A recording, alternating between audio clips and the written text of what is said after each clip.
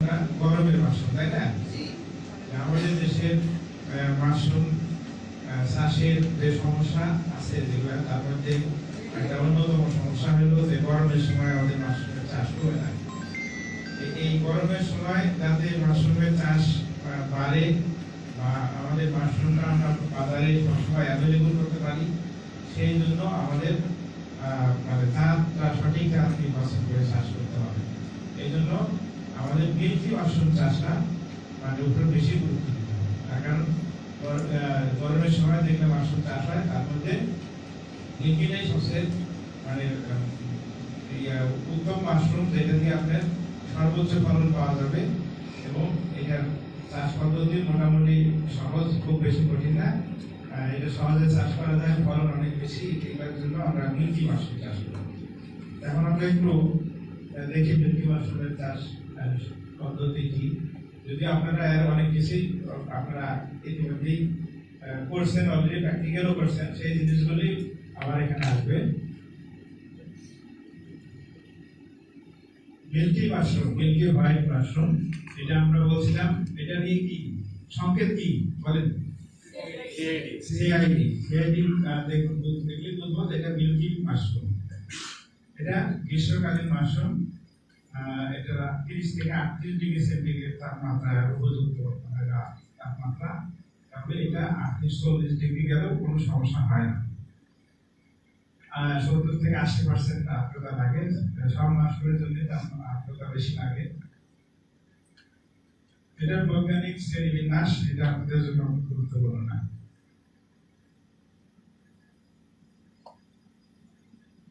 আচ্ছা, এখানে আমি যে কথাটা বলতে চাইছি সেটা হলো যে এই মাশরুমটা মানে কেন চাষ করবো। মাশরুমটা এটা চাষ করার কারণ হলো যে এটা গরমের মধ্যে চাষ করা হয়। যখন অন্য মাশরুম চাষ করা খুব কঠিন, এটার ফলন অনেক বেশি। আপনার 1 কেজি খড় থেকে মিনিমাম 1 কেজি মাশরুম পাওয়া যাবে, তার বেশিও পাওয়া যায়। এটা দেখতে অত্যন্ত আকর্ষণীয়, এটা পুরো সলিড। এটা আপনার কি বলবো, আমাদের যে বাটন মাশরুম আছে যেটা চাহিদা সবচেয়ে বেশি, তার মানে বিকল্প হিসেবে আমরা এই মাশরুম ব্যবহার করতে পারি। এটা সংরক্ষণ কাল অনেক বেশি সময়, অন্য মাশরুমের সাথে বেশি সময়ে এটা ভালো থাকে। যেমন আমাদের স্ট্র মাশরুম আছে, এটা তুললে সকালে তুললে বেকারেই নষ্ট হয়ে যায়। ওয়েস্টার্ন মাশরুমও কিন্তু একদিনে বেশি 2 দিন রাখা যায় না। কিন্তু সেই ক্ষেত্রে মিল্কি মাশরুমের জীবনকাল মানে সংরক্ষণ কাল এটার সাথে বেশি, মানে বেশি সময় ভালো থাকে।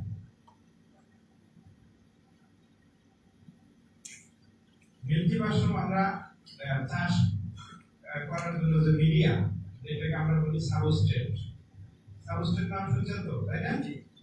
সাবস্ট্রেট ইংরেজিতে সাবস্ট্রেট, বাংলাকে আমরা যেটা বলি যে উৎপাদক মাধ্যম। যেটা আমরা বিভিন্ন ধরনের, তার মধ্যে খড়, কাঠের গুঁড়া তো বেশি না, কাঠের গুঁড়া প্যাকেট বানাই, অনেক কিছু দিয়ে করা যায়। আমি আমার এক্সপেরিমেন্টে যেগুলো ছিল, আমি কতগুলা সাবস্ট্রেট ব্যবহার করেছিলাম। তার মধ্যে ধানের খড়, গমের খড়, ভুট্টার খড়, ধানের খড়ের সাথে 50% কাঠের গুঁড়া মেশানো। তারপরে এই যে ওয়েস্ট পেপার, একটা কাগজ ফেলে দেওয়া হয় ব্যবহার করে, সেগুলা কাগজ, আখের ছোবড়া, কাঠের গুঁড়া, কলার পাতা, ভুট্টার মোসা, এগুলো ব্যবহার করছি। তাছাড়া আরো অনেক রকমের যেটা এগ্রিকালচার ওয়েস্ট থেকে আছে সেগুলো দিয়ে, হ্যাঁ, এগুলো দিয়েও করা যেতে পারে। তবে আমার যেটা মানে অভিজ্ঞতা সেটা হলো যে আমরা ধানের খড়ে মিল্কি মাশরুম সবচেয়ে ভালো হয়। ধানের খড়ের সাথে আপনি কিছু কাঠের গুঁড়া মিক্স করতে পারেন। 50% কাঠের গুঁড়া মিক্স করলে দেখা যায় যে ফলনটা কিছুটা বেড়ে যায়। হ্যাঁ, আর অন্য যেগুলো আছে সেগুলোতে যেমন গমের খড় মোটামুটি ভালো হয়, কাছাকাছি হয়। আর আপনার ভুট্টার খড় দিয়েও করা যায়। যেখানে অ্যাভেলেবল আছে সেটা আপনারা ব্যবহার করতে পারেন, কোনো সমস্যা নেই। কিন্তু ফলনটা ধানের খড়ের সাথে কাঠের গুঁড়া মিক্স অথবা শুধু ধানের খড় ভালো ফলন দেয়। এখানে কাঠের গুঁড়া দিয়ে মিল্কি মাশরুম ভালো ব্যবহার করা, সেক্ষেত্রে কিন্তু কাঠের গুঁড়াটা অবশ্যই আপনাদেরকে ভালো মানের কাঠের গুঁড়া ব্যবহার করবেন। খড় হলে খড়টাও ভালো মানের খড় ব্যবহার করতে হবে। অনেক সময় দেখা যায় যে খড় আমরা মানে ইয়ে করে মানে ধান ইয়ে করার পরে মাড়াই করার পরে স্তূপ করে রেখে দেই, সেখানে বৃষ্টির পানি পড়ে বা অন্যভাবে পানি দেয়, সেগুলো কিন্তু সেচে হয়ে যায়, অনেকটা কালচে রং হয়ে যায়। এই ধরনের খড় কিন্তু ফলন ভালো হবে না। এই জন্য খড়টা ফ্রেশ হতে হবে। ফ্রেশ হলে এখনই কাটে নিয়ে আসলাম সেটা না, মানে কোনো প্রকার যেন মানে এরকম কালচে হয়ে যায় না, যায় মানে ড্যাম হয়ে গেছে এই ধরনের খড় না, ফ্রেশ খড় ব্যবহার করতে হবে। কাঠের গুঁড়া ব্যবহার করলে কাঠের গুঁড়া অবশ্যই আপনাকে ওইরকম যাতে দীর্ঘদিন করে থাকার পরে পানি পড়ার কারণে সাদা হয়ে গেছে, কালো হয়ে গেছে, এই ধরনের কাঠের গুঁড়া অ্যাভয়েড করতে হবে। আর কাঠের গুঁড়ার মধ্যে অনেক সময় বিভিন্ন ধরনের কাঠের টুকরা বা অন্য ময়লা টয়লা থাকে, এগুলো কিন্তু অবশ্যই ব্যবহারের আগে আপনাদেরকে এটা মানে চেলে নিতে হবে, যাতে অন্য কোনো ময়লা এর মধ্যে না থাকে। ভুট্টার খড় আমরা ব্যবহার করতে পারি। অনেক সময় ভুট্টার খড় দেখা যায় যে ভুট্টা তোলার পরে জমিতে পড়ে থাকে, দীর্ঘদিন পড়ে থাকার ফলে গাছগুলো শুকিয়ে কালো হয়ে গেছে। কালো হওয়া মানে কি? কালো কি জন্য হয়? কালো হয় মানে ছত্রাক হয়েছে, এক ধরনের মোল্ড ফাঙ্গাস, সেগুলা ওই ওখানে ধরে তার সেখান থেকে খাদ্য গ্রহণ করছে। এখন ওই ধরনের যদি ভুট্টার গাছ নিয়ে এসে আপনি ইয়ে করে চাষ করেন তাহলে তো ভালো হবে। কাজে সবকিছু ফ্রেশ হতে হবে। কলার পাতাও কিন্তু আমরা ব্যবহার করতে পারি, শুকাইয়া খড়ের মতো আগে কলা পাতা শুকাই নিয়ে তারপরে ছোট করে কেটে নিয়ে কলা পাতা ব্যবহার করতে হবে। ভুট্টার মশাও চাষের জন্য ব্যবহার করা যায়। মোটা মশাগুলাকে ছোট ছোট করে ভেঙে নিয়ে সেগুলাকে স্টেরিলাইজ করে আপনার জীবাণু মুক্ত করার পরে আমরা ব্যবহার করতে পারি। কাগজ, এই ব্যবহৃত কাগজ, কাগজের মধ্যে ভালো ফলন ভালো আসে, কিন্তু কাগজের একটা সমস্যা হলো যে কাগজের মধ্যে কিন্তু বেশিরভাগ কাগজের প্রিন্ট করা থাকে, তাই না? প্রিন্ট করা কাগজের মধ্যে যে কালি ব্যবহার করা হয়, এই কালির মধ্যে হেভি মেটাল থাকে, যেটা আমাদের শরীরের জন্য ক্ষতিকর। হ্যাঁ, এই ক্রোমিয়াম থাকে, লেড থাকে, এই জাতীয় হেভি মেটাল থাকার কারণে মাশরুম যখন আপনি এখানে চাষ করবেন তখন মাশরুম কিন্তু পুরো ওই হেভি মেটাল সব তার শরীরে অ্যাবজর্ব করে নেয়। নিলে কি হবে? ওটা পরে তো আমরা সরাসরি খাবো, তাহলে আমাদের শরীরে যাবে, সেটা আমাদের শরীরের জন্য ক্ষতিকর। এই জন্য এই ধরনের কাগজ ব্যবহার না করাই ভালো। যদি একেবারে মনে করেন কোনো প্রিন্টিং ছাড়া যদি কাগজ থাকে, অনেক সময় থাকে এই ধরনের কাগজ, সেগুলো কাগজ আপনি ব্যবহার করতে পারেন। হ্যাঁ, কার্টুনের কাগজ ব্যবহার করতে পারেন, কোনো সমস্যা নেই, কিন্তু এখানে তো প্রিন্ট থাকে, এগুলো করতে পারেন। এখন হলো আমাদের জীবাণু মুক্তকরণ, এটা হলো বড় কাজ, তাই না? ইতিমধ্যে আপনারা জানছেন যে কোনো মাশরুম চাষ করতে গেলে জীবাণু মুক্তকরণ আগে আমাদের একটা প্রথম কাজ জীবাণু মুক্তকরণ। জীবাণু মুক্তকরণ আমরা কিভাবে করতে পারি? কয়ভাবে করতে পারি বলেন দেখি? Sterilisation, pasteurisation. কিভাবে কি কি? Sterilisation, pasteurisation. স্টেরিলাইজেশন এবং পাস্তুরাইজেশন। স্টেরিলাইজেশন এবং পাস্তুরাইজেশনের মধ্যে পার্থক্য কি? স্টেরিলাইজেশন হচ্ছে স্টেরিলাইজেশনে কোনো জীবাণু থাকবে না। একজন বলেন। স্যার বাষ্পীয় পদ্ধতিতে স্টেরিলাইজ করা হয়, আর পাস্তুরাইজেশন হচ্ছে আমরা 60 ডিগ্রিতে পানি গরম করে ওর মধ্যে চুবাই। আপনি বলেন। স্যার স্টেরিলাইজেশনের মাধ্যমে কোনো জীবাণু থাকবে না। আর পাস্তুরাইজেশন হলো 60 ডিগ্রি সেন্টিগ্রেড তাপমাত্রায় 60 মিনিট কোনো বস্তুকে সিদ্ধ করার মাধ্যমে বস্তুতে উপকারী জীবাণুগুলো থাকবে, অপকারী জীবাণুগুলো মারা যাবে। ওকে, অনেকে আসে, সেটা হলো যে স্টেরিলাইজেশন মানে হলো 100% জীবাণু মুক্তকরণ। সেটা আপনি যেভাবেই করেন, বাষ্প দিলেই যে স্টেরিলাইজ হবে তা না। বাষ্প যদি আমি সেই পরিমাণ না দেই তাহলে তো স্টেরিলাইজ হবে না।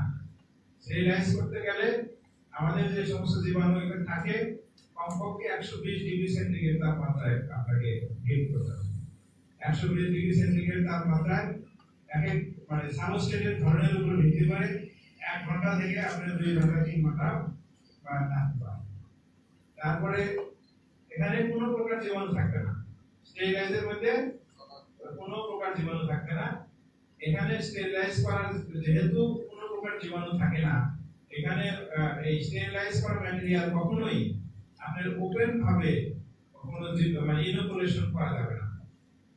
ইনোকুলেশন মানে বুঝছেন তো? মানে বীজ দেওয়া যাবে না। কোনো ওপেন জায়গা বীজ দেওয়া যাবে না। এটা বীজ দিতে হলে অবশ্যই একেবারে কন্ট্রোল কন্ডিশন, অর্থাৎ যেখানে জীবাণু নাই, জীবাণু মুক্ত পরিবেশে, সেখানে আমরা সেটা করি কিসে, ক্লিন হেলথের ভিতরে স্টেরিলাইজ করা যেটা আপনার এয়ার ম্যাটেরিয়াল, সেখানে আপনার জীবাণু দেওয়া হয়, মানে বীজ দেওয়া হয়। তা নাহলে যেহেতু বাতাসের মধ্যে অনেক জীবাণু আছে, সেগুলো আপনার এখানে কন্টামিনেশন করে ফেলবে, একটু এগুলোই কন্টামিনেশন। আর পাস্টুরাইজ হলো এটা 60 ডিগ্রি সেন্টিগ্রেড 60 মিনিট, এটা হলো থিওরি, মানে মূল বেসিক জিনিস। এটা আমাদের কি বলে, লুই পাস্তুর নামক একজন বিজ্ঞানী ছিল, সে এই পদ্ধতিটা আবিষ্কার করেছে। এই পদ্ধতিতে করা হয় যে আংশিক জীবাণু মুক্ত করলে তাহলে তো ইয়ে হবে না, বাকিগুলো তো থেকেই যাবে, তাহলে আমার নষ্ট হয়ে যাবে না, স্যার, খারাপ জীবাণু মানে যেগুলো ক্ষতিকর জীবাণু, ক্ষতিকর জীবাণু এগুলা হলো এর যে এর যে বেসিক জিনিসটা, এটা হলো যে আমাদের জীবাণু আছে বিভিন্ন ধরনের। এটাকে আমরা বলি এক ধরনের হলো থার্মোফিলিক, আর একটা হলো মেসোফিলিক। মেসোফিলিক মানে যারা কম তাপমাত্রায় টিকে থাকতে পারে, বেঁচে থাকতে পারে। এরা 50 ডিগ্রি সেন্টিগ্রেড 50-55 ডিগ্রি সেন্টিগ্রেড পর্যন্ত এরা টিকে থাকতে পারে, বা সর্বোচ্চ 60। তার এই তাপমাত্রায় তার উপরে তাপমাত্রা গেলে আর তারা বাঁচতে পারে না, নষ্ট হয়ে যায়।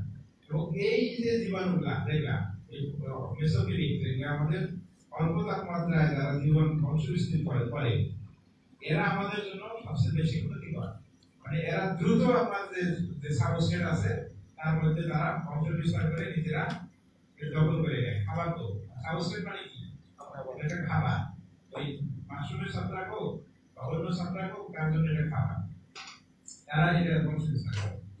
কিন্তু যখনই 60 ডিগ্রি অতিক্রম করে, তখন এই জীবাণুগুলা নষ্ট হয়ে যায়। এখানে আরেক শ্রেণীর জীবাণু আছে, যাদেরকে বলা হয় থার্মোফিলিক জীবাণু। থার্মোফিলিক জীবাণু ছত্রাক হতে পারে, আর অন্যান্য জীবাণু আছে, তারা হতে পারে, ব্যাকটেরিয়া হতে পারে, হ্যাঁ, অ্যাক্টিনোমাইসিস হতে পারে। এরা তখন এদের জন্য অনুকূল পরিবেশ তৈরি হয়।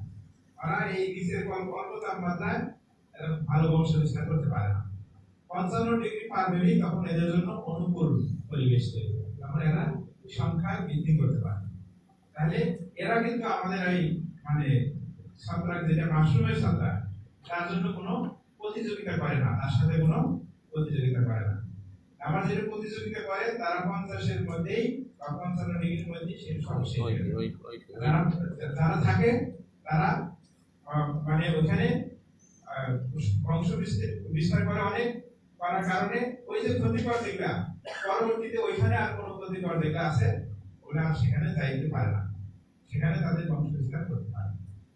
এই সুযোগে আমাদের যে মাশরুমের যে ছত্রাক আছে সেখানে দিলে তারা সুন্দরভাবে এখানে বংশ বিস্তার, এটা হলো বেসিক জিনিস। অর্থাৎ আমার ক্ষতিকরটা আমরা ধ্বংস করে দিই, কিন্তু উপকারীটাকে উৎসাহিত করা। এই দুইটা পদ্ধতিতে করা হয়। যেহেতু আমাদের যে সাবস্ট্রেট যেগুলো আমরা ব্যবহার করি, বিশেষ করে খড়, এগুলো তো পরিমাণে অনেক বেশি, তাই না? 1 কেজি খড় অনেক, 1 কেজি খড়ই তো অনেক, একটা প্যাকেট বড় বড়, এত বড় বড় প্যাকেট নিয়ে আমার জীবাণু মুক্ত করার জন্য মুক্ত পরিবেশ যেখানে এর মধ্যে তো নিয়ে এখানে ইনোকুলেশন করা সম্ভব নয়। এই জন্য আমরা পাস্টুরাইজ করলে হয় কি, এখানে যদি আমি পরিষ্কার একটা জায়গা, যদি পাস্টুরাইজ ম্যাটেরিয়াল ওপেন ভাবেও আমি সেখানে ইনোকুলেশন করি, সেখানে আর আমার ওই ক্ষতিকর যে জীবাণু তারা এটা আসতে পারবে।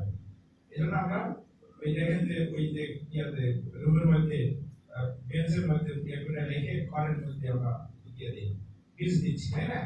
তাতে কি নষ্ট হচ্ছে নাকি? এই জন্য আমরা পাস্টুরাইজ পদ্ধতিতে আমরা খড় জীবাণুমুক্ত করব।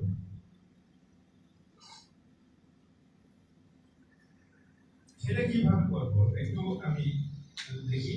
আমরা করি যে আমরা আগে কিন্তু খড়টা বড় বড় খড়ই নেওয়া হতো, তখন কিন্তু এত কাটার এত সুবিধা ছিল। হাত ম্যানুয়ালি কাটা লাগতো, হাত দিয়ে কাটা লাগতো। এখন তো সুন্দর সুন্দর মেশিন বের হয়েছে, খালি এই পাশ থেকে দিলে ওই পাশে বের হয়ে যাচ্ছে, 1 ইঞ্চি সাইজের, 1.5 ইঞ্চি সাইজ, আপনি যে সাইজ চান এই সাইজে বের হয়ে যাবে। এরকম করে আমার কাটা ঘর নিতে হবে। নেওয়ার পরে এখন এটা আমি কিভাবে সেই জীবাণুমুক্তকরণ, যেটা পাস্তুরাইজ, সেটা করতে পারি। এটার আমরা দুইটা পদ্ধতিতে করতে পারি। দুইটা হলো, এক হলো বাষ্প দিয়ে, আর একটা হলো পানিতে সরাসরি গরম পানিতে চুবাই। দুইটা পদ্ধতি, একটা হলো স্টিম, বাষ্পর মধ্যে তো হিট থাকে, তাই না? আর একটা হলো পানিতে চুবাই। দুইটা পদ্ধতি। আমি একটু বাষ্প দিয়ে আলাপ করি আগে, তারপরে যেটা পানিতে চুবাই সেটা পরে বলছি। বাষ্প দিয়ে করার জন্য আমি মনে করেন যে এরকম খড় নিতে হবে। আপনি যতটুকু খড় নেবেন আপনি পরিমাণ মতো এটা ওজন করে দিবেন। খড় নেওয়ার পরে, যেহেতু শুকনা খড়ের মধ্যে কিন্তু পানি কম থাকে, নাই বলা যাবে না। এটা শুকনা খড়ের মধ্যেও 17% বা 17.5% ময়েশ্চার থাকে। এই খড়কে আমরা আমাদের খড়ের আর্দ্রতা বা ময়েশ্চার কতটুকু থাকতে হবে? 60 থেকে 65%, অথবা 70 সর্বোচ্চ 70% পর্যন্ত ময়েশ্চার আমরা রাখতে হবে খড়ে, তা নাহলে কিন্তু হবে না। এখন যদি আমি এই যে আমাদের খড়, এই খড়টা কিন্তু খড়, শুকনা বাঁশ বা এই ধরনের কাঠ, শুকনা কাঠ, এটা কিন্তু বিদ্যুৎ এবং তাপের অপরিবাহী। এই জন্য কোনো যদি মানুষের বিদ্যুতে আটকা, তাহলে কিন্তু শুকনা বাঁশের বা কাঠের কিছু দিয়ে বাড়ি দিয়ে আগে সারানো হয়। তার মানে ওর মধ্যে কোনো বিদ্যুৎ চলাফেরা করতে পারে না। এই যে খড় আবার যদি শুকনা থাকে, তাহলে এর মধ্যেও বিদ্যুৎও যাইতে পারে না, পানিও কি বলে তাপও তার মধ্যে পাস করতে পারে না। ইনসুলেটিং ম্যাটেরিয়াল এইটা। এই জন্য একে যাতে সব জায়গায় তাপ পৌঁছাতে পারে, এজন্য আমাকে পানি দিতে হবে, পানি মিশাই দিতে হবে। আর্দ্রতা বাড়ানোর জন্য আমার 60 থেকে 65% আর্দ্রতার জন্য পানি মিশাইতে হবে। আর একটা হলো যে পাস্তুরাইজ যাতে ঠিক হতে হয়, হিটটা যাতে সব জায়গায় পৌঁছায়, সেজন্য পানি দরকার আছে।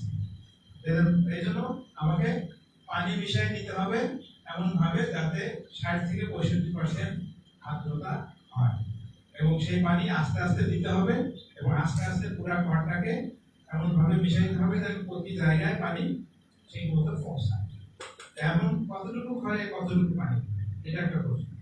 এটা হলো যে সব বারবার তো মাপা যাবে না, আমার তো সেই মেশিনে মাপে আর্দ্রতা কত হইলো সেটা করা যাবে। এই জন্য আমাদের যেটা যে এক্সপেরিয়েন্স, এটা হলো যে 1 কেজি যদি আপনি 1 কেজি পানি দেন, তাহলে মোটামুটি 65% আর্দ্রতা চলে আসবে। 60 থেকে 65 বা 63% ময়েশ্চার চলে আসবে। তারপরে এটা যখন বাষ্প দিবে, তখন কিন্তু আরো কিছু পানি ওর মধ্যে অ্যাড হবে। এটা 2 থেকে 3% এর বেশি হয় না। এজন্য আমরা 1 কেজি খড়ে 1 কেজি পরিমাণ, 1 কেজি শুকনা খড়ে 1 কেজি পরিমাণ পানি নিয়ে আস্তে আস্তে মিশাই। এই জন্য কি আপনাকে খড় মেপে নিতে হবে, পানিও মেপে নিতে হবে। অনেক সময় অনেকে আন্দাজ করে দেয়, অনুমান করে দেয়।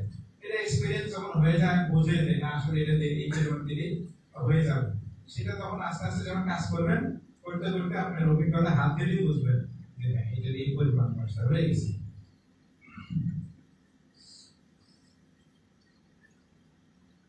পানি মিশানোর পরে আমরা এরকম ভাবে নেটের ব্যাগ, এই নেট ব্যাগ বাজারে কিনে পাওয়া যায় না, নেট আপনি ব্যাগ বানাই নিতে হবে। নেট কিনে পাওয়া যায়, এই নেট কিনে আপনি এরকম 2-2.5 কেজি পরিমাণ খড় ধরে এরকম করে ছোট ছোট ব্যাগ নিতে হবে। তার কারণে আমি যদি বেশি বড় ব্যাগও খাই, তাহলে কিন্তু এই বাইরে থেকে যখন বাষ্প দিব, একবার ভিতর পর্যন্ত যাইতে অনেক সময় লাগবে, অনেক সময় যাবে না। আবার ভিতর পর্যন্ত কিন্তু 60 ডিগ্রি উঠতে হবে তাপমাত্রা, তাই না? আমার বাইরে দেখা যাবে যে 80 উঠে গেছে, ভিতরে তখনও 85 আছে, এরকমও হবে। আস্তে আস্তে সময় গেলে এর ভিতরে বাষ্প ঢুকবে, তখন হবে। এই এরকম ভাবে প্যাকেট করার পরে আমরা এই জায়গায় এসে আমরা দুইটা পদ্ধতি আবার করতে পারি। সেটা হলো যেটা আমরা আমাদের যে স্টেরিলাইজেশন কাম ইনকুলেশন চেম্বার দেখছেন ওর মধ্যে করতে পারি, অথবা আমাদের যে ড্রাম আছে ড্রামের মধ্যে করতে পারি। স্টেরিলাইজার রেশন ইনকুলেশন চেম্বারে করলে দেখবেন যে নিচে একটা পেজ আছে, তাই না, একটা র্যাকের মতো আছে, তার উপরে আমরা বস্তার ব্যাগগুলো ঢুকে দিয়ে সেখানে আমরা কি করবো, ওর যে ঢাকাটা ভালো করে লাগাই দিয়ে আমরা তখন চুলায় হিট পানি হিট করবো। পানি হিট করে বাষ্প তৈরি করে এর ভিতরে মানে চালাই দিব। এখন আমাদের তো 60 ডিগ্রি সেন্টিগ্রেডে 60 মিনিট হতে হবে, তা আমি সেটা কেমনে নিশ্চিত করবো যে কতটুকু তাপমাত্রা হবে? এই জন্য এটার ইয়ের উপরে আমাদের যে চেম্বার, ওই চেম্বারের উপরে দেখেন কোনায় একটা ছিদ্র করে থার্মোমিটার ঢোকানো আছে। এই থার্মোমিটার ভিতরে কতটুকু তাপ হচ্ছে সেই তাপ ওখানে উপরে রিডিং দেখা যাবে কতটুকু উঠছে। এখন এই চেম্বারের ভিতরে ওইটা তো আছে খালি জায়গা, এখন ওইখানে 60 ডিগ্রি উঠলেও ঘরের ভিতরে তাপমাত্রা 60 ডিগ্রি হতে কিন্তু আরো সময় লাগবে। এই জন্য আমরা যখন দেখবো যে 60 ডিগ্রি সেন্টিগ্রেড উঠে গেছে, ওঠার পরে আমরা আমাদের যে চুলার যে বাষ্প তৈরি হচ্ছে চুলাটাকে অ্যাডজাস্ট করে দিব, প্রয়োজনে কমায় দিব, এমন ভাবে কমাবো যেন তাপমাত্রাটা আর খুব বেশি বাড়তে না পারে। অর্থাৎ 70 যেন অ্যাক্সিড না করে, 70 ডিগ্রি অ্যাক্সিড যাতে না করে। 70 ডিগ্রি ওখানে হইলেও ভিতরে কিন্তু 70 হইতে দেরি হবে। সেই জন্য আমরা চেষ্টা করবো 60 ডিগ্রি হলেই এটা অ্যাডজাস্ট করবো, দেখবেন যে অ্যাডজাস্ট করতে করতে আপনার তাপমাত্রা 65 বা 70 ডিগ্রি উঠে যাবে। ওই অবস্থায় আমরা হিট দিতে থাকবো 1.5 ঘন্টা। 1.5 ঘন্টা আমরা এইভাবে চুলা জ্বালায় রাখবো, রাখলে আস্তে আস্তে ভিতরে ঘরের ভিতরে তাপ ঢুকবে। যেহেতু আমরা 1 ঘন্টা দেওয়ার কথা, আধা ঘন্টা বেশি দেওয়া হচ্ছে যাতে ভিতরে ঘরগুলাতেও সমানভাবে পাস্তুরাইজ হয়। এই জন্য আমরা 1.5 ঘন্টা রাখার পরে চুলাটা বন্ধ করে দেব, দিয়ে ওইভাবে এটা রেখে দিব, ঠান্ডা হওয়ার সুযোগ দিব।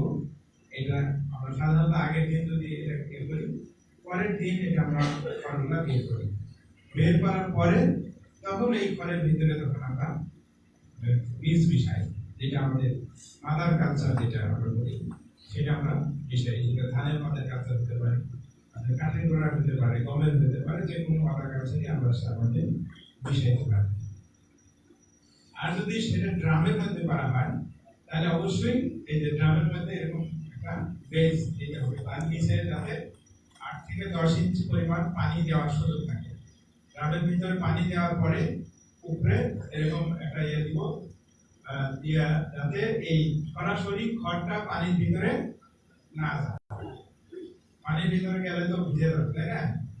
এই জন্য বাষ্প যেহেতু দিচ্ছি আমরা, এইটা প্যাকেটগুলো দিয়ে ড্রামের মুখ লাগাই দিয়ে নিচে একইভাবে চুলা জ্বালা দিব, এবং এটার উপরেও ড্রামের মুখেও কিন্তু এরকম ছিদ্র করে সেখানে আপনার কি বলে থার্মোমিটার লাগায় তাপমাত্রা দেখতে হবে, একইভাবে তাপমাত্রা নিয়ন্ত্রণ করতে হবে, যেহেতু এটা পাস্তুরাইজ করছি। এইভাবে দিয়ে আমরা এরপরে আমরা বেশ করে নিয়ে এসে আমাদের কর্ন যেটা পাস্তুরাইজ কর্ন, যেটা পরের দিন ঠান্ডা হওয়ার পরে নিয়ে আসার পরে আমরা এর মধ্যে মাদার কালচারটা দিব। মাদার কালচার এটা ধানে বলছি আমি, যে কোনো ধরনের হতে পারে। মাদার কালচারটা আবার 2 ভাবে দেওয়া যেতে পারে। এটা সরাসরি সবগুলা করে এক জায়গায় মিশাই নিয়ে তার মধ্যে যে টোটাল যে মাদার লাগবে, মাদারটা এভাবে ছোট করে ভেঙে নিয়ে আমরা মিশিয়ে দিয়ে দিতে পারি। এটাকে আমরা বলি থরো মিক্সিং বা থরো স্পনিং, মানে সব জায়গায় মিশিয়ে দিলাম। আর একটা করা যেতে পারে যেরকম না মিশাইয়া তারপরে যেটা বলছিলাম যে এটা মেশানোর পরে আমাদের প্যাকেট তৈরি করতে হবে।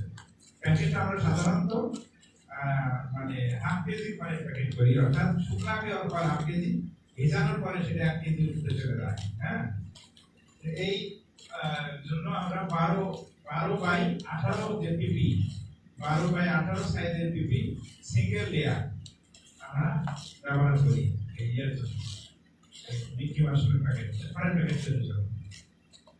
সেই প্যাকেটে নিয়ে আমরা এখানে রাবার ব্যান্ড লাগাবো, নেট লাগাবো, লাগাইয়া মুখে তুলা দিয়ে আমরা এটা কালচারের মধ্যে রেখে দিব। এটা আমাদের ইয়ের জন্য পাইসিনিয়াম গার্মেন্টস।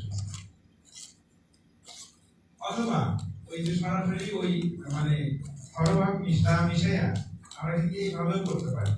মাদার কাঁচাগুলো ছোট করে ভেঙে নিয়ে আলাদা করে রেখে আমাদের একটা প্যাকেটে পলিতে কিছু পরিমাণ পাট তুলবো একটা লেয়ার, তারপরে আবার কিছু মাদার একেবারে মাদারটা যেন উঠে না থাকে, মাদারটাকে ঢেকে দিতে হবে। দেওয়ার পরে আমরা এটাকে প্যাকেট তৈরি করে আমরা রেখে দিব। প্যাকেটের সাইজ যদি বড় হয়, এটা অনেক সময় যে অক্সিজেনের স্বল্পতার কারণে মাইসিলিয়াম রান করতে দেরি হয়, সেক্ষেত্রে আমরা সুচ আছে না, সুচ দিয়ে জায়গায় জায়গায় একটু কয়েকটা ছিদ্র করে দিতে, বড় ছিদ্র করা যাবে না, করলে কিন্তু সেখান দিয়ে আবার কন্টামিনেশন হওয়ার সম্ভাবনা দিয়ে দিলে আপনার তাড়াতাড়ি এটা মাইসিলিয়ামটা রান হবে। আপনার 15 দিনের মধ্যে দেখবেন যে সাদা হয়ে গেছে, প্রায় 20 দিন সর্বোচ্চ 25 দিনের মধ্যে আপনি এ করতে পারবেন। সাদা হয়ে যাওয়ার পরে আমরা 1 সপ্তাহ রাখি, যাতে একটু মাইসিলিয়ামগুলো একটা ঘন হয়, ঘন হলে তার ফলন ভালো হবে। এইভাবে যখন সাদা হবে, এরকম সাদা হবে, তখন আমার এই প্যাকেটটা থেকে মাশরুম নেওয়ার সময় চলে আসবে, তাই না? এটা মানে কালচার হাউসে দেওয়ার সময় এসে যাবে। এখন যেটা আমরা ইয়ে করছি ওয়েস্টার্ন মাশরুমের যে শ্বাস পদ্ধতি শিখছি অলরেডি, সেখানে কিন্তু এখানে প্যাকেটের গায়ে কয়েক জায়গায় কেটে দিলে সেখান থেকে মাশরুম বের হবে। কিন্তু এই মিল্কি মাশরুমের জন্য একটা এডিশনাল কাজ, সেটা হলো তার কেজিং করতে হবে, কেজিং করতে হবে। এরপরে কেজিংটা আমি পরে আলাপ করবো। তার আগে আমি বলবো যে দুটো পদ্ধতি বলছিলাম, একটা হলো বাষ্প দিয়া, আর একটা হলো পানিতে ডুবাই। এইবার আসবো আমরা পানিতে ডুবাই। এটা অলরেডি আপনারা ওয়েস্টার্ন মাশরুমের জন্য সম্ভবত করছেন। এইটা যে আমরা এই যে ওই খড় যেটা করবো ইয়ে করবো ব্যবহার করবো, সেটা পুরো খড়টাই বড় বস্তার মধ্যে, আগে ছোট ছোট বস্তার কথা বলছিলাম, এবার বলি যে একটা বস্তার মধ্যে তাদের পুরো খড়টা 8-10 কেজি জাত ভরে একটা বড় বস্তার মধ্যে নিয়ে প্রথমে ড্রামের 2/3 পানি ভরে নিয়ে সেটাকে আমরা গরম করবো, হিট করবো। হিট করবো কতটুকু? 65 ডিগ্রি। 60 ডিগ্রি করার কথা না, কিন্তু আমরা 60 ডিগ্রি করবো না, একটু বেশি করবো। তার কারণ হলো যে 60 ডিগ্রি তাপমাত্রা দেওয়ার পরে যখন আমি খড়টা যদি চুবাবো, তখন খড়ের তাপমাত্রা কম থাকে, থাকার কারণে কিন্তু তখন পানির তাপমাত্রা প্রায় 5-6 ডিগ্রি পানি তাপমাত্রা কমে যায়। এই জন্য তখন 60 ডিগ্রি তখন থাকে না, এই জন্য আমরা 65 ডিগ্রি সেন্টিগ্রেড তাপমাত্রা উঠানোর পরে আমরা তখন এরকম খড়টা চুবাই দেওয়ার পরে আপনার এটা খড়টা এইভাবে রাখলে দেখা যায় যে খড়টা ভেসে ওঠে, ভেসে উঠলে উপরের অংশটা তখন কিন্তু এই তাপমাত্রা পায় না। এই জন্য এর উপরে কিছু একটা ভারী কিছু একটা দিয়ে একটা ওয়েট দিতে হবে, যাতে উপরে ভেসে না ওঠে। সেটা আপনার একটা পরিষ্কার ইট হতে পারে, পাথর হতে পারে, কাঠের টুকরা হতে পারে। আর দেওয়ার পরে এটাকে দিয়ে তারপরে আমরা এটা ঢেকে দেবো, ঢাকনা দিয়ে ঢাকনা লাগাই দিব। লাগাই দেওয়ার পরে চুলা বন্ধ করবো। এতক্ষণ কিন্তু চুলা বন্ধ করি নাই, আপনার চুলা কিন্তু নিচে জ্বলতেই আছে। 65 ডিগ্রি হওয়ার পরে আর ভিজিয়ে দিব, দিয়ে ঢাকনা লাগাই দিব, দেওয়ার পরে চুলা বন্ধ করার পরে এভাবে রেখে দিব। কতক্ষণ? 60 মিনিট। 60 মিনিট রাখার কথা, কিন্তু 60 মিনিটে দেখা গেছে যে 60 মিনিটে কন্টামিনেশন বেশি হয়। এজন্য যদি আরো কিছুক্ষণ বেশি রাখা যায় তাহলে এটা ভালো হয়। এই জন্য আরো 20 মিনিট আমরা অতিরিক্ত রাখি, যাতে ভিতরটা পর্যন্ত ঠিক মতো হয়। এজন্য আমরা 1 ঘন্টা 20 মিনিট 1 ঘন্টা 20 মিনিট এই মানে এটা কি বলে তাপমাত্রা আর হলো সময়টা, কিন্তু এটা মাইনাস করতে হবে। সময়টা এবং তাপমাত্রাটা খুব ইম্পর্টেন্ট। যদি আপনি 60-65 ডিগ্রিতে না ওঠান, অথবা আপনি যদি সময়টা ঠিক মতো ওই সময় মেনটেন না করেন, তাহলে কিন্তু লিখে রাখতাম যেটা আমি 1 নম্বর পরে ঠিক 1 ঘন্টা 20 মিনিট পরে আমাদের এটা উঠাই প্যাকেটটা উঠাই নিব। নেওয়ার পরে এটা প্যাকেট ভেজানো হচ্ছে, এরকম করে এখনো শক্ত কিছুর সাথে আমরা প্যাডটা ঝুলে রাখবো। ঝুলে রাখবো কি জন্য? যাতে আমাদের যে এক্সেস পানি আছে, অতিরিক্ত পানি আছে, পানিটা ঝরে না। শুধু তাই না, শুধু ঝরে যাওয়াই না, উদ্দেশ্য না, এর সাথে সাথে এই যে ভিতরে যে আমাদের উপকারী জীবাণু ছিল, জীবাণু আছে, সেগুলো কিন্তু যেগুলো ক্ষতিকর সেগুলো 60 ডিগ্রির আগে কিন্তু মারা গেছে। আমার পরে যে উপকারী আছে এরা যাতে এর ভিতরে আস্তে আস্তে বংশ বিস্তার করতে পারে, এই জন্য প্রায় 16 থেকে 20 ঘন্টা সময় এইভাবে রেখে দিতে হবে যাতে তারা বংশ বিস্তার করতে পারে। এই আমি বলছিলাম যে এখানে একটা প্যাকেট করতে হবে, আর ওই ক্ষেত্রে আগে বলছি যে ছোট ছোট প্যাকেট করতে হবে। তার কারণ হলো এখানে বড় প্যাকেট করার উদ্দেশ্য হলো যে ছোট প্যাকেটে তুললে সাথে সাথে কিন্তু অল্প সময়ের মধ্যে ঠান্ডা হয়ে যায়, বড় প্যাকেট ঠান্ডা হয়ে যায় দেরি হয়, যাতে আমার এটা তাপমাত্রাটা একটু বেশি থাকে, যাতে আমার উপকারী জীবাণুরা বংশ বিস্তার করার সময় পায়, তাহলে আপনার এখানে কন্টামিনেশন রেটটা কমে যাবে। এইটা রাখার পরে পরের দিন আমরা সাধারণত এটা করি যে পরের দিন আমরা এটা দেখি যে এর মধ্যে অতিরিক্ত যদি পানি থাকে তখন একটু শুকায় নিতে হবে, আর যদি অতিরিক্ত না থাকে, সাধারণত থাকে নিচের দিকে পানি দেখা যায় যে একটু পানি বেশি আছে, তখন হাত দিলেই বোঝা যায় যে পানি বেশি আছে কিনা। আমরা এইভাবে একটা পরিষ্কার রোদ্রে পলিথিন বা ত্রিপল বিছিয়ে দিয়ে হাত পা অবশ্যই পরিষ্কার করে নিতে হবে, তারপরে প্রয়োজনে সাবলন দিয়ে মুছে নিতে হবে। এরপরে আমরা এরকম রোদ্রে দিয়ে সরাই দিই, এর মাঝে মাঝে একটু একবার নাড়াচাড়া করে দিলেই অতিরিক্ত যে পানি থাকে সেটা কমে যায়। আর পানি বেশি আছে না কম আছে সেটার পরীক্ষা কেমন করে এটা আলোচনা হয়েছিল না? জি। চিপ দিলে যদি হাতের সাথে পানি লেগে যায় তাহলে বোঝা যাবে পানি বেশি আছে, আর যদি মানে না লাগে তাহলে বোঝা যাবে কম আছে, কিন্তু আর্দ্র আছে এটা বোঝা যাবে। ঠিক আছে, আবার অতিরিক্ত শুকানো যাবে না, পানি কমে গেলে কিন্তু আবার সেটাও সমস্যা, মাইসিলিয়াম রান করবে না। এইভাবে আমরা প্যাকেটটা তৈরি হয়ে গেছে, মাইসিলিয়াম রান সম্পূর্ণ হয়েছে। তারপরে আমার যে কাজটা সেটা হলো আমি এখন কেজিং করব। কেজিং আমাদের 2টা মাশরুমে কেজিং করা লাগে, একটা হলো মিল্কি মাশরুম আর একটা হলো বাটার মাশরুম। আর কোনো মাশরুমে কেজিং করা লাগে না।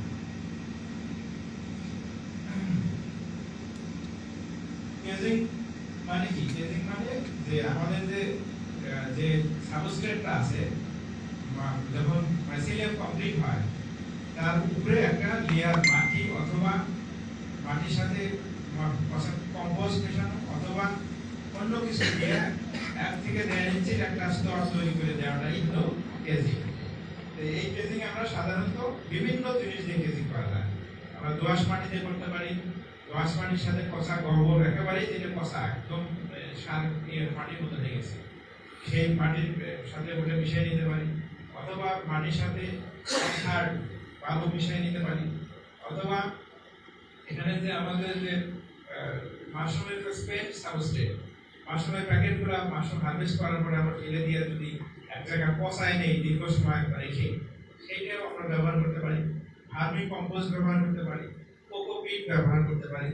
কোকোপিট ব্যবহার করলে একটু আছে যে ডাইরেক্ট ব্যবহার করা যাবে না, শুধুমাত্র কোকোপিট ব্যবহার করা যাবে না, করলে আপনি মাশরুম ঠিক হবে না। এর জন্য আপনাকে অবশ্যই 50% পচা গোবরের সাথে মিশিয়ে নিতে হবে, কোকোপিট ব্যবহার করতে হবে। এইভাবে আমরা বিভিন্ন জিনিস দিয়ে করি। আমরা সাধারণত আমরা এখানে প্র্যাকটিস করি এই যেরকম দোআঁশ মাটি দিয়ে আমরা করি। এটা করলে এটা কম খরচ কম, আমরা এটা সহজে করতে পারি। তবে মাটিটা কিন্তু দেখেন এখানে কিন্তু পাউডার ফর্মে না, এখানে মাটিটা কিন্তু দলা দলা রাখা হয়েছে, চাকা চাকা রাখা হয়েছে। প্রথমে আমার কাজ হলো যে প্যাকেটটা নিয়ে আমরা নেট খুলে দিব। নেট খুলে দেওয়ার পরে ওই উপরের যে লম্বা পলিথিনের যে অংশটা থাকে ওটাকে ফোল্ড করে দিব, ভাঁজ করে দিব।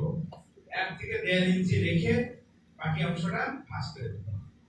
যেহেতু ওখানে মাটি দিতে হবে বা কেজিং ম্যাটেরিয়াল দিতে হবে 1 থেকে 1.5 ইঞ্চি, ওই পরিমাণ রেখে আমরা এটাকে করে দিব। দেওয়ার পরে ওইভাবে এই যে মাটি বা কেজিং যেটাই দেন আপনি ওটা দিয়ে আমরা কেজিং করছি। এখন এই যে কেজিং ম্যাটেরিয়াল যেটা সেটাও কিন্তু জীবাণুমুক্ত, সেটাও কিন্তু একইভাবে পদ্ধতিভাবে আমরা জীবাণুমুক্ত করছি, জীবাণুমুক্ত করে নিতে হবে। এখন আমরা এই মাটি কিভাবে জীবাণুমুক্ত করি? আমরা এখানে আপনি ইয়ে করতে পারেন, মাটি পলিথিনের মধ্যে তুলে এরকম হিট দিয়ে 4 ঘন্টা এই দিতে হবে। অথবা ওই সময় যেহেতু অনেক রোদ থাকে, তীব্র রোদ, এবং এই সময় আমরা স্বচ্ছ পলিথিন আছে না, মানে সাদা পলিথিন ইপিআর রাখে, যেটা ছিদ্র নাই, এরকম পলিথিনের মধ্যে মাটিগুলো মোটামুটি ছোট যতটুকু পাওয়া যায় করে নিয়ে এটা যদি আমি একদিন বাইরে রোদে রেখে দিই, তার মধ্যে কিন্তু প্রচন্ড হিট হয়। এই হিটেই কিন্তু আপনার জীবাণু, সেটা করলে আর আপনার আলাদা খরচ হয় না। সেটা করে নিয়ে আমরা তখন এরকম ভাবে বেসিক কমপ্লিট করার পরে এখানে আমাদের কাজ হলো এখন পানি স্প্রে করা। আমরা হালকা করে পানি স্প্রে করবো। খেয়াল রাখতে হবে কোনোভাবে যেন এর মধ্যে অতিরিক্ত পানি না জমে। এটা ভিজে যাবে ঠিকই, কিন্তু পানি জমানো বোঝা যাবে না, এর ভিতরে পানি জমছে, কোনোভাবে পানি জমা যাবে না। এটা যেন কাদা না হয়, সেজন্য আমরা কিন্তু এই যে মানে বল বল করে যে মাটিগুলো রাখছি, এটা কিন্তু যাতে কাদা না হয়। পাউডার করলে কি হবে, পানি দিলেই কাদা হয়ে যাবে, উপরে একটা চড়া বেঁধে যাবে, তাই না? চড়া বাঁধলে কিন্তু এইভাবে আমরা পানি দিয়ে আমরা কালচার হাউসে রেখে দিব। তবে এই যে আমাদের এখানে পানি দেওয়া, এটা কিন্তু ডাইরেক্ট আমরা অভিযোগ দেব না, যেটা দেখছেন যে পানি দেওয়া উপরে কুয়াশার মতো করে আমরা দিই।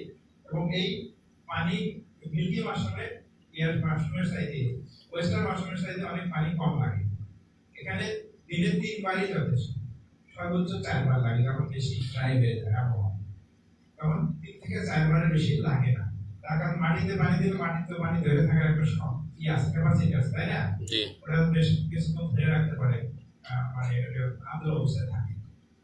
এই অবস্থায় আমরা রেখে দিলে আমরা 8 থেকে 10 দিনের মধ্যে দেখবো যে অসংখ্য ছোট ছোট সাদা পিন মাথা বের হয়ে আসছে, আসলে ছোট ছোট পিন বের হয়ে আসছে, দেখে আমরা বলি পিন হেড, তাই না?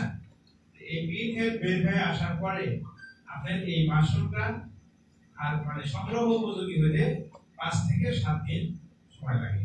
এটা বিভিন্ন, যদি 5 দিনে হারভেস্ট করেন তাহলে এটা ছোট থাকবে, কিন্তু এর ফলন কম হবে।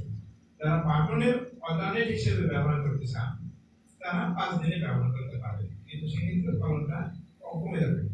সবচেয়ে হলো সর্বোচ্চ ফলন পাওয়ার জন্য এবং সাইজ ভালো পাওয়ার জন্য 7 দিন হলো একেবারে অ্যাপ্রোপ্রিয়েট সময়। এরপরে যদি আরো দেরি করেন তাহলে এই মাশরুম আস্তে আস্তে এর ময়েশ্চার লস হবে, আস্তে আস্তে এটা ওয়েট কমে যাবে, তখন ফলন কিন্তু আবার কমে যাবে, মাশরুমের কালার নষ্ট হয়ে যাবে, এটা আঁশের পরিমাণ বেড়ে যাবে, তখন এটা খাওয়ার জন্য আপনারা থাকবে না। এই মিল্কি মাশরুমটা দেখা যায় যে মাশরুমটা লাল হয়ে যায়। আচ্ছা, কথা আমি বলতেছি পরে, হ্যাঁ আপনি নোট করে রাখেন, পরে বলতেছি। আর এটা লাল হয়ে যায়, এটা হলো সেই, এটা এখনই এই জিনিসটা লাভের সময়, সেটা হলো যে মিল্কি মাশরুম লাল হয়ে যায়। এর কারণ হলো যে পানি বেশি দেওয়ার কারণে। পানি যারা বেশি দেয় তাদের দেখবেন যে মিল্কি মাশরুমটা কালার স্বাভাবিক সাদা নাই, তখন এটা লালচে লালচে হয়ে যায়। অনেক সময় দেখবেন যে আপনাদের পছন্দ হয়, পছন্দ হয়, এটা হলো পানি অতিরিক্ত দেওয়ার কারণে। দুইটা একসাথে থাকলে ওটা পছন্দ হবে, এটা অতিরিক্ত পানি মিল্কিতে দেওয়ার কারণে। এইটা হলো আমার 7 দিন বয়সের মাশরুম। এটা হলো একেবারে আকর্ষণীয়, সাইজ হবে, সুন্দর হবে এবং ফলনও ম্যাক্সিমাম, সর্বোচ্চ। এই অবস্থা আসলে আমরা এটাকে তুলে নিব। কিভাবে তুলবো? জাস্ট এই মাশরুমটা একটু হাত দিয়ে ধরে একটু চাপ দিলেই ওটা খড় থেকে ছুটে চলে আসবে। তোলার পরে দেখবেন যে নিচে একটু ময়দা টয়দা লাগিয়ে থাকতে পারে, যেহেতু মাটি থাকে নিচে বা কেজিং ম্যাটেরিয়াল থাকে, ওগুলো একটু ফেলে দিয়ে আমরা প্যাকেজিং করে আমরা বাজারজাত করতে পারি। এখন এই যে আমরা দেখবো যে এক একটা ব্যাগে অসংখ্য অসংখ্য পিন, ছোট ছোট পিন বের হবে, কিন্তু সবগুলো বড় হবে না। বড় হবে কোনো প্যাকেটে একটা বড় হবে, কোনোটা 2টা, কোনো 3টা, কোনো 4টা, 5টা, 6টা, এর বেশি না, 5-6টার বেশি না। যত সংখ্যা বেড়ে যাবে আর সাইজ কত ছোট হয়ে যাবে। 4-5টা এটাই হলো সবচেয়ে বেশি, সবসময় বেশিরভাগই আসে, কোনো সময় 2টা-3টাও আসে, একটাও আসে। আমাদের কাঙ্ক্ষিত সাইজ হলো এরকম, এই এরকম একটা সাইজের মাশরুমের ওয়েট 60 থেকে 70 গ্রাম বা 50 গ্রাম এরকম হবে একটা মাশরুম। এরকম সাইজটা হলো সুন্দর সাইজ। এখন ওই যে বাকি যে আমাদের পিনগুলো থাকতো বড় হলো না, অনেকেই করে কি যে এটা বড়গুলো তুলে নেই, ছোটগুলো বড় হবে, কিন্তু মিল্কির ক্ষেত্রে এটা কোনোভাবেই হবে না। বাটনের ক্ষেত্রে হয়, বড়টা তুললে ছোটটা আবার বড় হয়, মিল্কির ক্ষেত্রে এটা হয় না। একসাথে যারা বেরিয়েছে ওই একসাথেই তারা শেষ হয়ে যাবে। বড়গুলো তুলে নেবেন, ছোটগুলো আর বড় হবে না, আস্তে আস্তে ওখানে নষ্ট হয়ে যাবে। এই জন্য আমাদের কাজ হলো এটা হারভেস্ট করার পরে যেগুলো থাকবে ছোট ছোট পিন সেগুলোকে আস্তে করে তুলে ফেলবেন, তুলে ফেলে দেবেন, ওখানে আর কিছু করার দরকার নাই। ওখানে আবার যদি নতুন করে কিছু দিতে যান তাহলে কিন্তু ওই মাশরুম আস্তে ডিলে হয়ে যাবে পরবর্তীতে। যেমন এর পরবর্তীতে রেখে দিলে আবার একইভাবে পানি দিব, দেওয়ার দিলে আবার কয়েকদিন 10-15 দিন পরে দেখবেন যে আবার সেখান থেকে কিছু মাশরুম আবার বের হয়েছে, তবে সেই সংখ্যাটা কম কমে যাবে অনেক।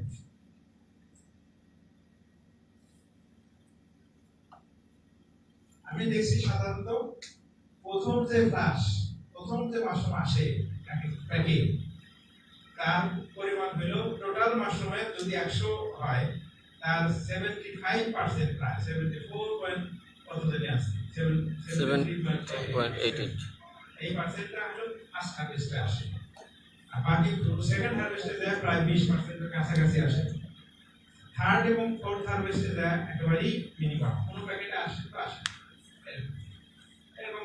এই জন্য আমাদের মানে বাণিজ্যিক চাষের জন্য সবচেয়ে ইয়ে হলো যে 2বারের বেশি মিল্কি মাশরুম নেওয়া দরকার নাই। একবার নিয়ে রেখে দিবেন, তারপর সেকেন্ড বার যখন আসবে সব প্যাকেট আবার নাও আসতে পারে। এখন সেই ইয়েতে ওইভাবে আপনার 2বার নেওয়ার পরে প্যাকেটগুলোকে আপনারা তখন ফেলে দিবেন, মানে এটা অন্য কাজে ব্যবহার করতে পারবেন। যেহেতু খড়, এই খড় আমরা পচা সার তৈরি করতে পারি, অথবা অন্য কোনো ভাবে এরকম ভার্মি কম্পোস্ট তৈরি করতে পারি, বা অন্য ভাবে আমরা জ্বালানি হিসেবে ব্যবহার করতে পারি, সেইভাবে আমরা ব্যবহার করব। এই হলো আমার মোটামুটি চাষ পদ্ধতি মাশরুমের, মিল্কি মাশরুমের।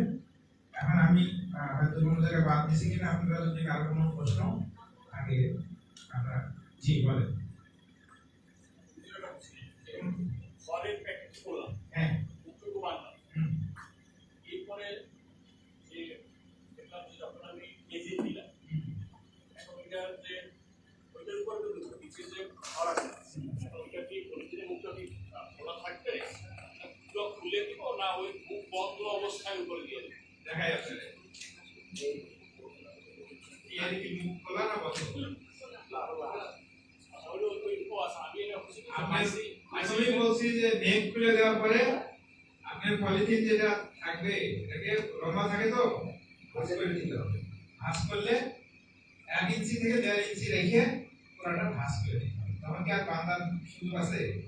সুযোগ নেই, খোলা থাকবে, ওপেন এইভাবেই থাকবে। দেখেন না মাশরুম আসছে, এর কি কোনো বাঁধা আছে? মুখ নাই। আমার মাটিটা বা কেজিং ম্যাটেরিয়ালটা দিতে হবে ওই যে আমার খড় যেটা মাইসেলিয়াম আছে ওর উপরে, ওকে সাপোর্ট দেওয়া, ওই জায়গায় একটা ময়েস্ট, একটা আর্দ্র পরিবেশ তৈরি করার জন্য এটাকে দেওয়া হয়। এটা কিন্তু কোনো সময়ই অনেকেই মনে করে যে এখানে হয়তো মানে ইয়েতে মাশরুমের খাবার দেওয়া হয়, এটা কিন্তু কোনো খাবার এখানে নেয় না। এটা হলো এই প্রশ্ন করে কি প্রথমে কি আপনি আমার কথা শুনছেন? কি বলছি বলেন? কি বলছি আমি? এর বায়োলজিক্যাল এফিসিয়েন্সি 100 থেকে 120-25%, অর্থাৎ 1 কেজি খড় থেকে 1 কেজি বেশি। আমি 73 কোথায় বলছি বলেন দেখি? প্রথম হারভেস্ট, হ্যাঁ স্যার, প্রথমটা যদি 3 থেকে 5টাও যদি হয়, হ্যাঁ 5টা মাশরুম